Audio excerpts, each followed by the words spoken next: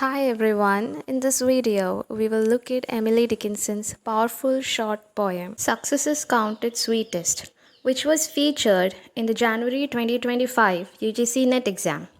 Let's understand its deeper meaning, significance, and why it matters.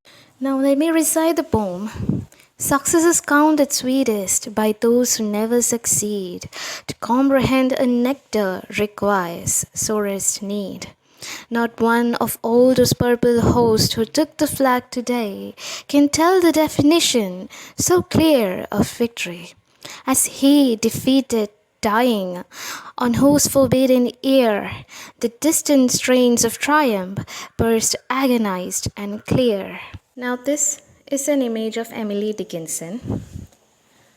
Now let's talk about the poet. So the poem Success Counted Sweetest is written by Emily Dickinson, and she is one of the America's most significant poet. She was born in Amherst, Massachusetts, studied at Amherst Academy.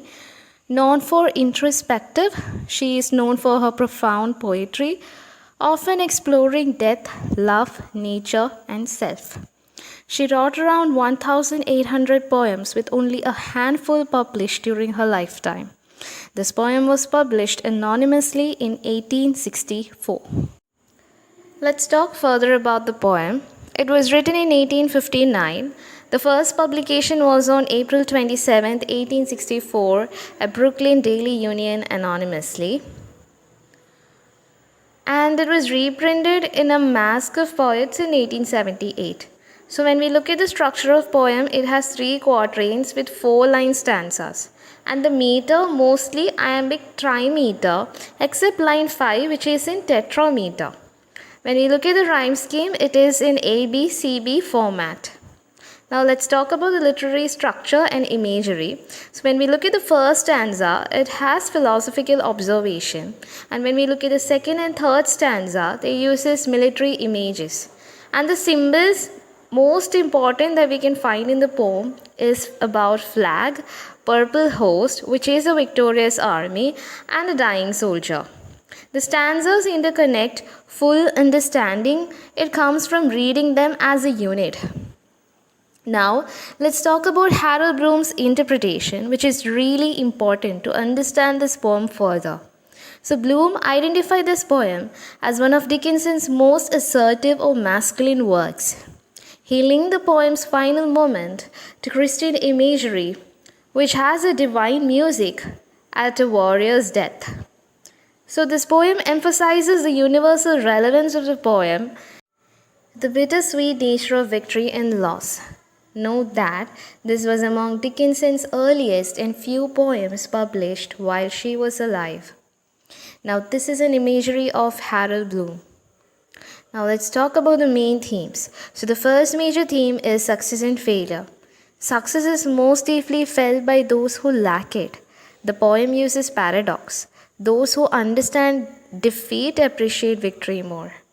Now, we also have symbolism in this poem, where nectar represents success, purple color represents blood or victory, trumpet represents glory, sorrow, depending on side. Now, the next theme is morality. Morality suggests awareness of death, deepens understanding of life and its rewards. Next is about human emotions. A range of human emotions or feelings are represented here, from triumph to despair, loneliness and isolation in the face of communal victory. Now let's talk about poetic devices. So the first poetic device which is used is paradox. True success is only understood through failure. That is a paradox. Next is alliteration. Success is counted sweetest. The S sound, salvation, represent desire. Next is symbolism. Nectar, which represent triumph. Purple represents sacrifice. Host represent victorious army. Triumph represent emotional contrast between victory and agony. We can also find affixed in word formations such as counted, sweetest, defeated. We can also find enjambment here that builds anticipation and emphasizes philosophical depth. Capitalization and hyphens is also used in the poem, and that adds emphasis on tone. For example, host, flag, dying. Now, let's talk about philosophical insights. Dickinson captures a timeless truth. Water is taught by thirst.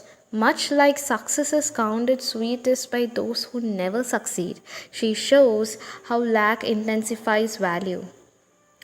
And let's talk about tone and style. So the tone of the poem is a little bit more reflective, it's about empathetic, and we can also find that there is a subtlety mournful. Now let's talk about style.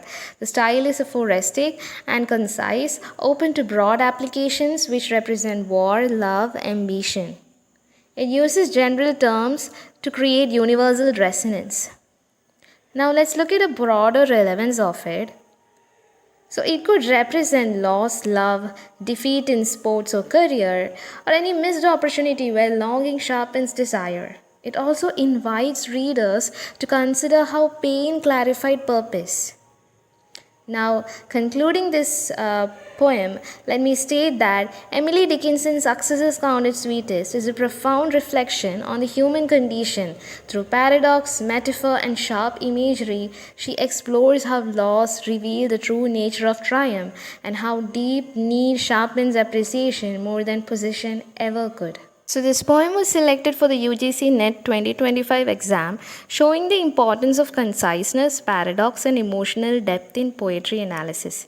Dickinson's style is also a favorite in modernist and postmodernist syllabus. So it's wise to be familiar with her work. So if you found this helpful for your UGC NET preparation, do like, share, and subscribe. Let me know in the comments if you'd like a breakdown of other poems or prose texts from the exam. Thank you.